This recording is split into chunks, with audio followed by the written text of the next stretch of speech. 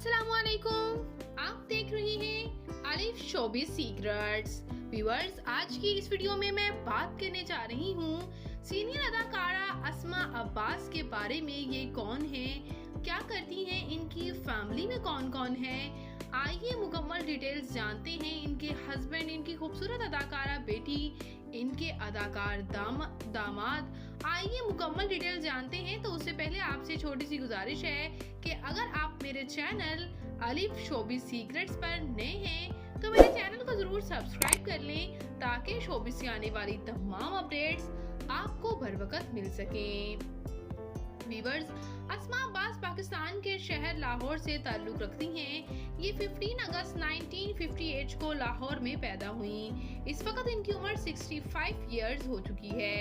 ये खूबसूरत और वर्सटाइल अदाकारा बहुत से ड्रामाज में काम कर चुकी हैं। रिसेंटली ये ड्रामा फ्रॉड, ड्रामा कुछ अनकही, ड्रामा कलंदर, ड्रामा रांझा रांझा कर दी और ड्रामा चौधरी एंड सन से काफ़ी शोहरत हासिल कर चुकी हैं। बात करते हैं व्यूअर्स यहाँ इनकी फैमिली के बारे में। तो इनके वालिद अहमद बशीर एक बिजनेसमैन, जबकि इनकी वालिदा महमूदा बशीर हाउस वाइफ थी।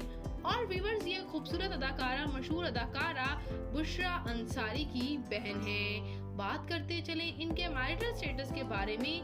तो व्यूअर्स, इनकी शादी अब्बास गिल के साथ हुई। इनके हस्बैंड और इनकी एज में काफ़ी डिफरेंस है, लेकिन इनका कहना ये है कि दोनों में बहुत अच्छी अंडरस्टैंडिंग है। यही वजह है कि इन्होंने शादी के बाद भी शोबिज़ में बहुत नाम बनाया।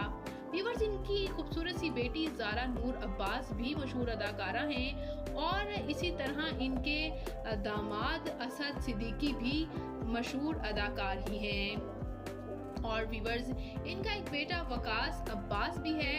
इनका बेटा वकास अब्बास शोबिज़ से ताल्लुक नहीं रखता और एक शायर है। बात करते चले व्यूअर्स इनकी तालीमी काबिलियत की, तो इन्होंने बीए कर रखा है।